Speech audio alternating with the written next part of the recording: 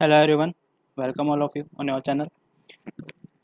मैं आज आप लोगों के साथ डिस्कस करूंगा राजस्थान आरपीएससी के द्वारा लिया गया डिप्टी कमांडेंट का पेपर जो 2020 में हुआ था। और ये मैं इसलिए करवा रहा हूँ, जैसे जो लास्ट ईयर के पेपर्स हैं उसमें से कुछ क्वेश्चन एज इट इज उठ के आ जाते हैं, जैसा कि हमने अभी गार्डनर वाले एग्जाम में देखा, टेस्टिंग ऑफिसर वाले एग्जाम में देखा, एसीएफ में तो पूरा लगभग पीछे का रिपीट था। तो ये पेपर हुआ था 23/8/2020 को। तो इसके बारे में हम डिस्कस करेंगे। क्वेश्चन आंसर ऑफिशियल आंसर की है उसके वो देखेंगे। और आप लोग चाहें तो सीधे वेबसाइट पे जाके पेपर डाउनलोड कर सकते हैं, या फिर आप लोग टेलीग्राम चैनल है या फिर नीचे लिंक दिख जाएगा आपको, वहाँ पे जाके भी इसको देख सकते हैं। ठीक है, तो मैं इसको मतलब आप लोगों को एक आइडिया और लग जाएगा कि किस टाइप के क्वेश्चन आरपीएस से, जो आरपीएस का एसआई का एग्जाम होने वाला है या आरएस का एग्जाम होने वाला है, तो उसमें थोड़ा सा आइडिया लग जाएगा कि कहाँ तक आरपीएससी आज की तारीख में पेपर बना रही है और कितना डीप जा रही है।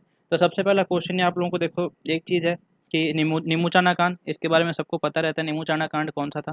तो इसका जो अंत था ये कब घटित हुई थी, तो सब 1925 लगभग याद रहता है, लेकिन यहाँ पे तारीख दे दी है तो ये थोड़ा सा घुमाने वाली बात कर दी है। तो 14 मई 1925 इसका आंसर होगा। नेक्स्ट है अखिल भारतीय देसी राज्य लोक परिषद का प्रथम अधिवेशन कहाँ आयोजित किया गया था। बॉम्बे में किया गया था। ये तो सिंपल सा एकदम, इसमें प्रॉब्लम नहीं होनी चाहिए। क्रांतिकारी जिसने अपने करियर की शुरुआत चौमू के ठाकुर के निजी सचिव के रूप में की थी, तो अर्जुन लाल सेठी। ये क्वेश्चन थोड़ा नया है काफ़ी लोगों के लिए।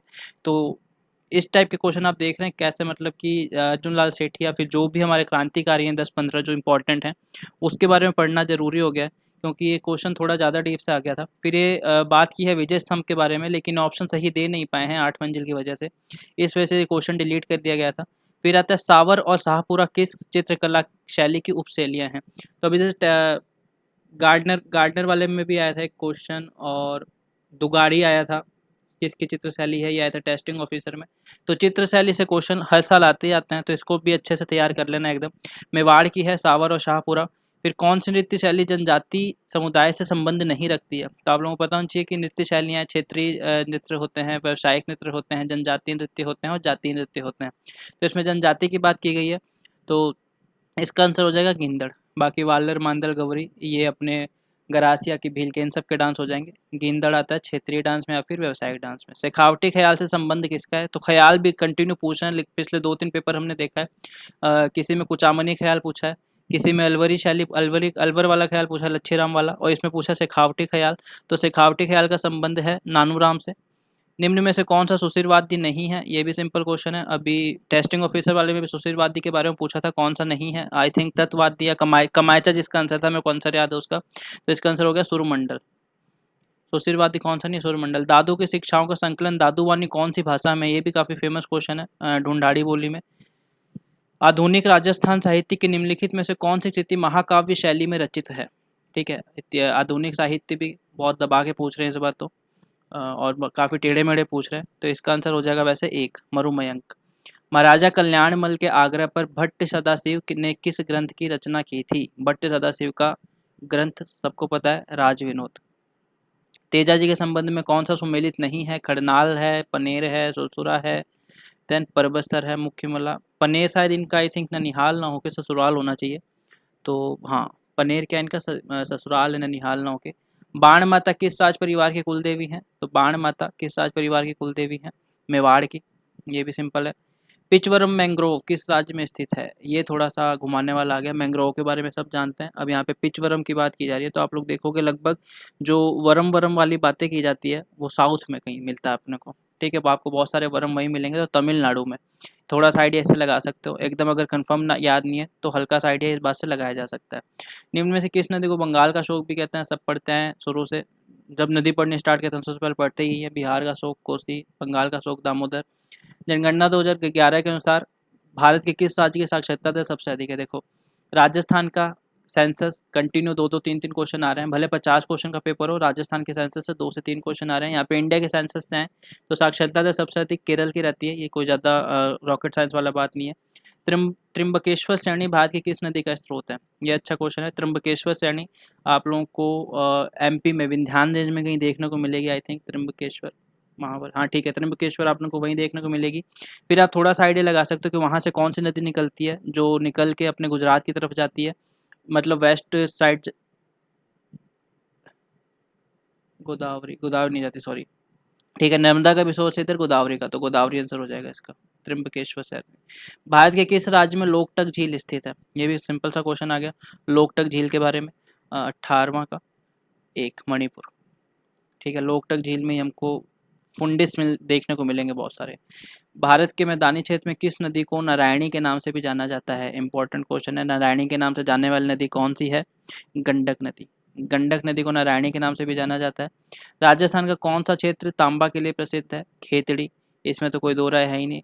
राजस्थान में रॉक फॉस्फेट की मुख्य खदानें कहाँ पे? तो रॉक फॉस्फेट की मुख्य खदान राजस्थान में मिलेगी झामर कोटड़ा में।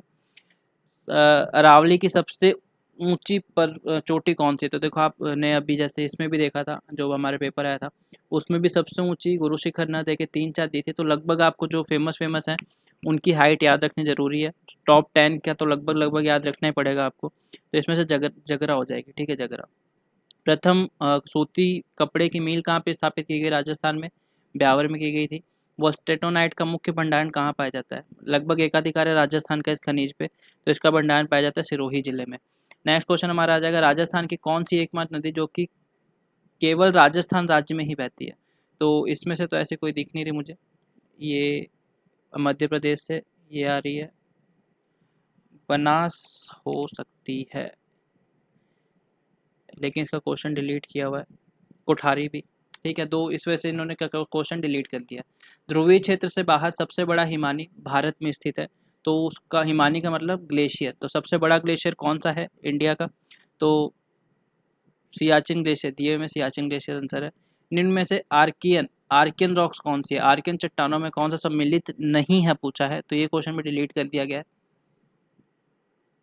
सह्याद्री किस प्रकार के पर्वत श्रेणी का उदाहरण है? सह्याद्री जो वेस्टर्न घाट है उन्हीं पर्वतों को सह्याद्री भी कहा जाता है, महाराष्ट्र कुबा के साइड में। तो किस टाइप के पर्वत हैं वो? तो आपको ये चीज़ पता होनी चाहिए कि आई थिंक ये बने हैं फॉल्ट से। ठीक है, फॉल्ट क्या होता है? अचानक से ऊपर नीचे एक हॉस्ट नीचे वाला हॉस्ट आ जाए तो ऊपर ग्रैबन बन जाता है, ये ग्रैबन हो जाता है, हॉस्ट बन जाता है। फॉल्ट होता है तो ये क्या होगा? हॉस्ट या फिर ब्रंसोस्ट, जो भी है। पार्ट भूमि पाई जाती है। पार्ट भूमि, part land is found in, part land कहाँ पे पाया जाता है? पैटलैंड भी या पटलैंड भी कहते हैं इसको, छोटा नागपुर प्लेटू में। ठीक है, छोटा नागपुर का जो पठार है वहाँ पे। और राजस्थान में घग्गर नदी के पाथ को जब सूख जाता है, घग्गर नदी का पाथ है उसको भी कहीं कभी कभी पाट कह दिया जाता है, नाली, पाट, इन सब नामों से जाना जाता है। निम्न में से किसका प्रभाव मानसून की उत्पत्ति पर नहीं पड़ता है? जेट स्ट्रीम पड़ता है, एल नीनो, तापीय भिन्नता, पश्चिम विक्षोभ। पश्चिम विक्षोभ कब है? सर्दियों की घटना है, तो इसका कोई भी यहाँ पे नहीं पड़ता है। अब जैसे हमारा प्रभाव, जैसे इंडिया है, ये हिमालय श्रेणी जा रही है, तो हिमालय श्रेणी है, आप लोगों को एक जेट स्ट्रीम ऊपर दिखाई देगी। ठीक है, अपर एयर सर्कुलेशन होता है जेट स्ट्रीम, और जैसे जैसे मानसून आता जाता है ये जेट स्ट्रीम हिमालय के इस साइड से, मतलब इंडिया वाली साइड से गायब हो जाती है और उस वाली साइड पे रहती है। यहाँ से आ रही होती है कहीं से यूरोप से, दो भागों में बढ़ जाती है, एक इधर एक इधर। तो जेट स्ट्रीम भी है। एल नीनो यहाँ पे कहीं पे बनता है, ऑस्ट्रेलिया पे, पेरू वाले द्वीप पे। तापीय भिन्नता तो जरूरी है मानसून लाने के लिए, ऐसे मेडागास्कर के साइड से हवाएं आएंगी। कौन सा विद्वान मानसून सिद्धांत से संबंधित नहीं? फॉन ने दिया था अपना, रामानाथन ने दिया था अपना एक सिद्धांत, तिब्बत प्लेटू का आई थिंक इन्होंने उपयोगिता बताई थी, कोटेश्वरम ने बताई थी, कोनार्ड होगा। ठीक है, कोनार्ड इसका आंसर होगा। फॉन ने तो सबसे पहले दिया था, ऐसे लिखा जाता है फ्लोन को। तवा नदी, तवा नदी किसकी सहायक नदी है? तवा नदी किसकी सहायक नदी है? ये भी आसानी से बताया जा सकता है क्वेश्चन का आंसर, नर्मदा की, नर्मदा की। 2018 की जनगणना के अनुसार भारत में औसत जनघनत्व कितना है? तो इसमें भारत का जनघनत्व पूछ लिया, तो इंडिया, राजस्थान और इंडिया की ये सब चीज़ें तो तैयार रखनी है। 382। निम्न में से कौन सी नदी का उद्गम मानसरोवर झील के निकट स्थित नहीं है? ये है मानसरोवर झील, यहाँ से हमारी इंडस निकल के जाती है, यहाँ से हमारे सुतलेज, इसके आसपास कहीं से सुतलेज निकल के आती है, और ब्रह्मपुत्र भी यहीं से निकल के आती है। बची कौन सी? चेनाब। चेनाब का अपने को जम्मू कश्मीर में देखने को मिलेगा लगभग लगभग, झेलम चेनाब, हाँ ठीक है, तो चेनाब इसका आंसर हो गया। ठीक है, 2011 की जनगणना के अनुसार किस राज्य या केंद्र शासित प्रदेश में उच्चतम महिला साक्षरता पाई गई है? तो यह आ गया राजस्थान के सेंसस से रिलेटेड क्वेश्चन, और इसका आंसर हो जाएगा, सॉरी इंडिया का, ये भी केरल ही हो जाएगा ये भी। कोयला के लिए कौन सी चट्टानें महत्वपूर्ण होती है? तो कोयला के लिए अपनी पाए जाएंगे, मैक्सिमम कोयला अपने को कहाँ मिलेगा? लगभग गोंडवाना लैंड में। हम लोग कर्नाटका वगैरह के साइड जाएंगे, या छोटा नागपुर प्लेटू, तो गोंडवाना लैंड। भारत के पूर्वी तटीय मैदान को दक्षिणी भाग में किस नाम से जाना जाता है? पूर्वी तटीय मैदान को दक्षिणी भाग में कोरोमंडल के नाम से जाना जाता है। ठीक है, कोरोमंडल। कोंकणवाल तो ये हो गया, यहाँ पे हो गया। माही कंचन, माही कंचन किसकी किस्म है? माही कंचन किसकी किस्म है? मक्के की। ऊपरमाल क्या है? उदयपुर सॉरी चित्तौड़गढ़ और भीलवाड़ा के मध्य पठारी उच्च भाग। ये क्वेश्चन इस बार रिपीट हुआ है, आप लोग गार्डनर वाले में देख सकते हो, इसलिए मैं कह रहा हूँ क्वेश्चन रिपीट होगा, ध्यान रखना इस चीज़ को। 2011 की जनसंख्या, राज्य के सबसे कम जनघनत्व वाला जिला कौन सा है? तो आंसर इसका लगाया जा सकता है जैसलमेर, अगर नहीं पढ़ा हो तो भी थोड़ा सा। श्यामपुरा और भाट नहर कहाँ से निकलती है? New question. श्यामपुरा और भाट नहर कहाँ से निकलती है? जयसमंद झील से। पूर्णतः राजस्थान में बहने वाली सबसे लंबी नदी बनास, और राजस्थान की सबसे लंबी नदी अगर पूछें तो चंबल। ठीक है, ये चीज़ पता हो गया आप लोगों को। राजस्थान में घास के मैदान और चारागाह क्या कहलाते हैं? राजस्थान में घास के मैदान और चारागाह क्या कहलाते हैं? बीड। ये भी क्वेश्चन ठीक है, नया ही दिख रहा है मुझे तो। 26 नवंबर 1949 को भारत के संविधान सभा में कितने सदस्यों ने संविधान पर हस्ताक्षर किए थे? ये क्वेश्चन भी आप लोगों को काफ़ी लोग नहीं पढ़ के आते हैं, तो इसका आंसर डिलीट ही कर दिया इन्होंने, 300 कुछ थे। भारत के संविधान में स्वतंत्रता, समानता और बंधुत्व का सिद्धांत किस संविधान से लिया गया है? स्वतंत्रता, समानता और बंधुत्व मतलब लिबर्टी, इक्वालिटी और फ्रेटर्निटी, ये सिद्धांत किससे लिया गया है? तो फ्रांस के संविधान से। ठीक है, फ्रांस से लिया गया था। फ्रांस में जो फ्रांसीसी क्रांति हुई थी, फ्रांसीसी क्रांति का नारा था ये, तो वहाँ से सिद्धांत को लिया गया है। उद्देशिका में लिखित समता में शामिल सही समूह कौन सा है? मतलब समता का मतलब इक्वालिटी। इक्वालिटी कौन कौन सी चाहिए? सोशल, इकोनॉमिकल और पॉलिटिकल, मतलब SEP 3 टाइप की होनी चाहिए।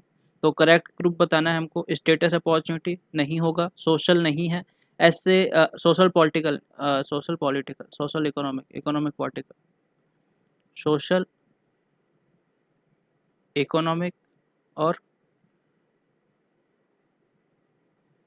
सॉरी समता पूछा ना, समता। ठीक है, प्रतिष्ठा और अवसर की, ये तो इक्वालिटी तो होगी, प्रतिष्ठा और अवसर की। ठीक है, ये तो जस्टिस है, न्याय। ये क्या है? न्याय के प्रकार है। ये प्रतिष्ठा अवसर की समता होगी, सॉरी। ठीक है, ये प्रस्तावना भाई रटने वाली बात है पूरी। ठीक है, प्रस्तावना के ऊपर है। उसके बाद प्रतिषेध रिट जारी की जाती है, मतलब कौन सी writ? Prohibition writ. Prohibition writ किसके खिलाफ जारी की जा सकती है? तो निचली अदालतों के लिए। एक प्रोहिबिशन हो जाएगी और एक हमारी मैंडेमस हो जाएगी। ठीक है, कथनों को बताना है, पॉलिटी क्वेश्चन है। राज्य के नीति निर्देशक तत्व वे लक्ष्य व उद्देश्य हैं जो समाज के रूप में हमें स्वीकार करने चाहिए। राज्य के नीति निर्देशक तत्व वे अधिकार हैं जो राज्यों को, नागरिकों को मौलिक अधिकार के अलावा मिलने चाहिए। एक तरह से आप इस क्वेश्चन में अगर हम बात करेंगे तो अधिकारों का इसका कुछ लेना देना है नहीं, और ये समाज के रूप में सरकार के लिए मतलब गाइडलाइन है नीति निर्देशक तत्व, तो इसमें दोनों ही गलत हो जाएंगे, ना तो एक सही है और ना ही दूसरा सही है। फिर भारत के संविधान में निःशुल्क विधिक सहायता की कौन से आर्टिकल में है? मतलब फ्री में लीगल एड हमें प्रोवाइड कराना है, तो ये है 49वें का आंसर हो जाएगा 2, मतलब 39, सॉरी 39A। बाद में अमेंड करके इसको ऐड किया गया, ऐसे ही 43 ऐड अमेंड करके ऐड किया गया था। मौलिक कर्तव्य में लागू किए जाने के संबंध में भारत का संविधान, मतलब मौलिक कर्तव्य है जो हमारे फंडामेंटल राइट, उसको लागू करने के संबंध में हमारा संविधान, फंडामेंटल ड्यूटीज़, ओके ड्यूटीज़ है यहाँ पे, नॉट राइट, ड्यूटीज़ है। तो ड्यूटीज़ को लेके कुछ नहीं, बस आपको अपनानी है, इसमें कोई बात नहीं की गई है कि उत्तरदायी बनाना है कि नहीं है, कुछ लेना देना नहीं है। देन 51 है, भारत के वैज्ञानिक दृष्टिकोण का विकास। भारत के वैज्ञानिक दृष्टिकोण का विकास का अंग है नागरिक के मूल कर्तव्य। भारत के राष्ट्रपति मंत्रिपरिषद की सलाह को पुनर्विचार बार कितनी बार कह सकते हैं? एक बार आया, एक बार किया, फिर वापस आए तो साइन करने पड़ेंगे, मतलब एक बार कह सकते हैं सिर्फ। ठीक है, एक बार वापस से भेज सकते हैं, उसके अलावा फिर से नहीं भेज सकते हैं। भारत में संसद द्वारा पारित किसी धन विधेयक के अतिरिक्त को पुनर्विचार हेतु लौटाने हेतु राष्ट्रपति को समय सीमा दी गई है? कोई समय सीमा नहीं बताई गई है। इसको क्या कहते हैं? Veto power, pocket veto, sorry pocket veto इसी को कहा जाता है।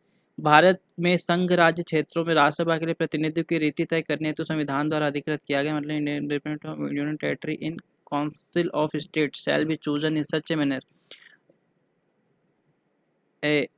एज में बाय लॉ बी प्रिस्क्राइब्ड। तो पार्लियामेंट, ठीक है, पार्लियामेंट प्रोवाइड कराती है सारी चीज़ें, संसद है। भारत में मंत्रिमंडल सचिवालय निम्न में से सीधे किसके नियंत्रण में काम करता है? कैबिनेट सेक्रेटेरिएट है, वो सीधे किसके नियंत्रण में काम करता है? ये क्वेश्चन बहुत ठीक ठाक दिए इन्होंने काफ़ी वैसे, ठीक है, अच्छे लेवल के हैं। प्रधानमंत्री के। कैबिनेट गलत वाक्य पहचानना है। कैबिनेट सचिव कैबिनेट सचिवालय का प्रमुख होता है। यह अन्य विभागों के सचिवों की समितियों का पदेन अध्यक्ष होता है। प्रधानमंत्री का मुख्य परामर्शकर्ता होता है। मंत्रिमंडल की बैठकों में हिस्सा नहीं लेता है। तो मेरे ख्याल से इसका आंसर यही होना चाहिए, हिस्सा लेता है वो मंत्रिमंडल की जो भी बैठक होती है उसमें। तो ये 56 हैं। बाकी क्वेश्चन हम नेक्स्ट पार्ट में करेंगे। और बने रहने के लिए धन्यवाद। अगर चैनल पे आप लोग नए हो तो सब्सक्राइब करना मत भूलना। ऐसे लास्ट ईयर के पेपर में आप लोगों को कराता रहूँगा ताकि आपको टॉपिक और जो नए क्वेश्चन है आने के पोटेंशियल्स हैं क्वेश्चन के, वो आप लोगों को पता चलते रहेंगे। मिलते हैं फिर से नेक्स्ट वीडियो में, तब तक के लिए thank for listening me, be with me.